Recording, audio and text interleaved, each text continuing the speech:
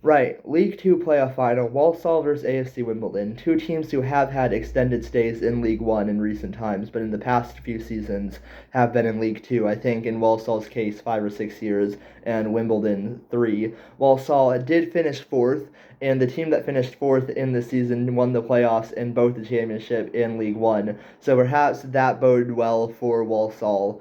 Although you could also say the top team heading into the playoffs hadn't won in either of the League One or championship. So maybe that would bode well for Wimbledon. I imagine that plenty of football fans would have been rooting for Wimbledon in this game just because of everything that has happened to the club. It's been a very emotional journey for Wimbledon fans to having to move to Milton Keynes and basically destroying everything that the club was and then restarting it as a Phoenix team in the 10th tier that eventually reached the football league. Like, that is a really cool story, and moving back into Plough Lane, like, all of that means that there's definitely this emotional element to Wimbledon that probably isn't there for most clubs.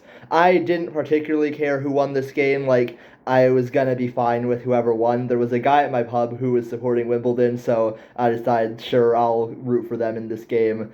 Uh, and they did win. It was a very boring first half for the most part, more akin to what we saw with Charlton and Leyton Orient, where neither team did that much. Wimbledon probably were the better team for the most part, but until the goal, there wasn't too much to talk about. Probably the most interesting thing that happened was a Wimbledon player's shoe completely tore apart.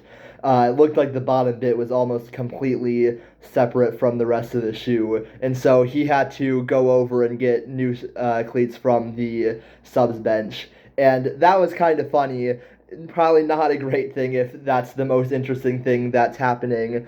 Uh, but it finally got good when Wimbledon scored. They had tried and gotten decently close from long shots before, but this one, Hippolyte struck perfectly. Like, you could not have asked for a better strike.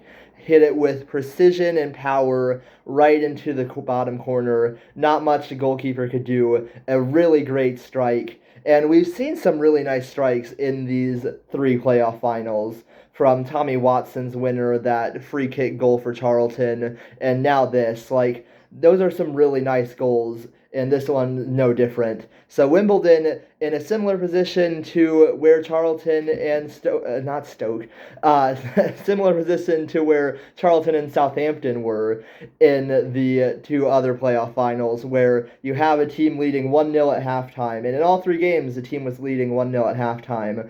Sheffield United hadn't managed to hold on to their lead. Charlton had.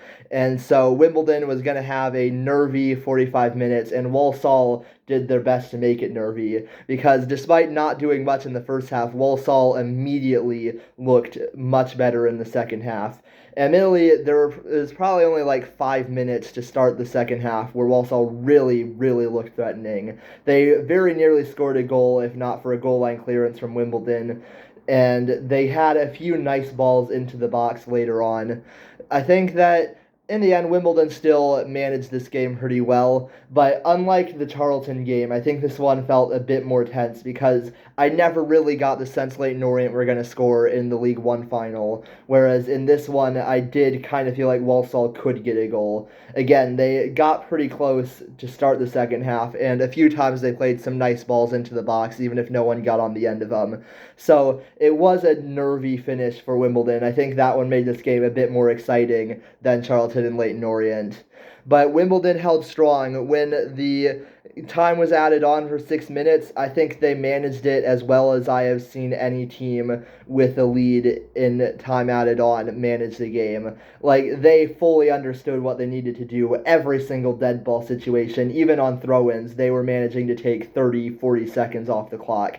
And that is exactly how you manage the game when you're winning. Like, they managed to get that spot on in a nervy game that wasn't quite so much of a nervy finish, because they knew how to manage the clock and they did that well. So that's another playoff success in Wimbledon's history, another Wembley victory in Wimbledon's history.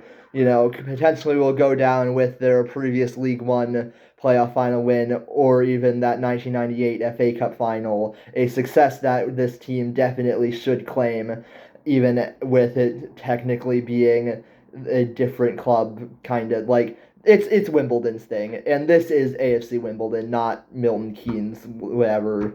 And as I said with Charlton, I mean, I don't have too many feelings on either club, uh, but I do hope that Wimbledon can stay up. It's always nice to see any club do well, and I hope Walsall can, get back up, stay on their feet, and go again. There's no reason why they can't.